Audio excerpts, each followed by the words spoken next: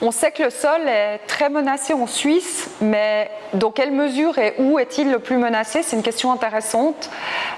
Évidemment, le sol en Suisse est plus menacé là où on l'utilise de la manière la plus intensive, là où les gens vivent, là où les gens produisent, c'est-à-dire sur le plateau. C'est une région où les utilisations du sol sont très concurrentes les unes avec les autres.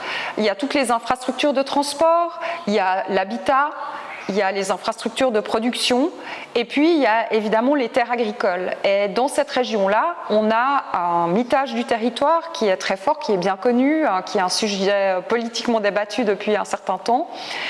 Donc on construit beaucoup trop et on menace les terres agricoles dont on a pourtant besoin pour se nourrir.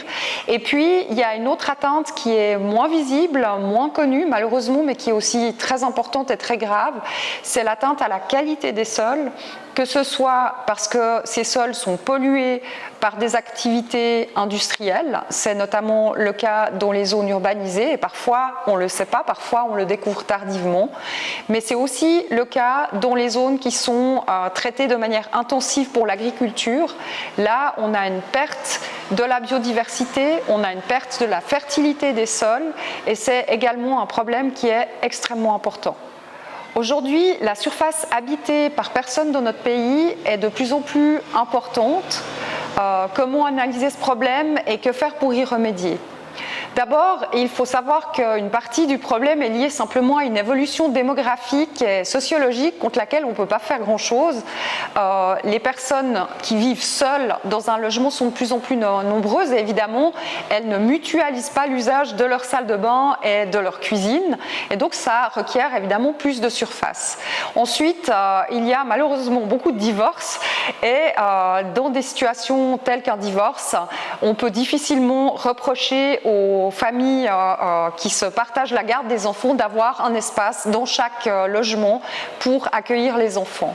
Donc là contre, on ne peut pas faire énormément de choses. Par contre, ce qu'on peut imaginer, c'est de construire des logements modulaires qui correspondent aux besoins d'une famille dans toute son évolution. Au début, quand on a une famille, on a besoin de pas mal de place parce que les enfants habitent avec leurs parents et puis les enfants s'en vont et dans certains cas, on pourrait imaginer de libérer certains espaces et de les rendre modulaires, c'est-à-dire de créer de nouveaux logements. Ça devrait évidemment exiger des soutiens parce que ça coûte de l'argent pour inciter les personnes qui le souhaiteraient à rendre leur logement modulaire. Il est aussi possible de mutualiser des espaces comme les chambres d'amis, comme un atelier, comme un grand espace pour recevoir beaucoup d'amis ou une grande famille. Ça se fait déjà dans certaines coopératives et là aussi ça permet de répondre aux besoins de surface des habitants sans pour autant augmenter la surface de sol utilisée. Et c'est des bonnes solutions qu'il faudrait plus encourager. Le sol est menacé, que ce soit d'un point de vue quantitatif ou aussi qualitatif. Et c'est vrai qu'on se pose la question en tant que simple particulier de savoir qu'est-ce qu'on peut faire pour mieux protéger nos sols à notre échelle personnelle.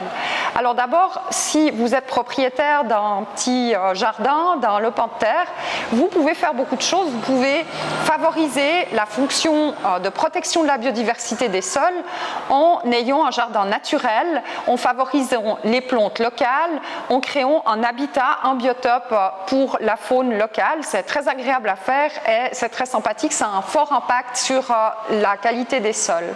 Vous pouvez aussi, en tant que consommateur de produits agricoles, choisir des produits bio ou qui nécessitent peu d'utilisation de pesticides et ainsi vous allez protéger les terres agricoles, vous allez protéger la qualité des sols, vous allez protéger la biodiversité et vous allez protéger votre santé. C'est aussi un geste tout simple que vous pouvez faire vous-même et qui apportera beaucoup à la protection des sols.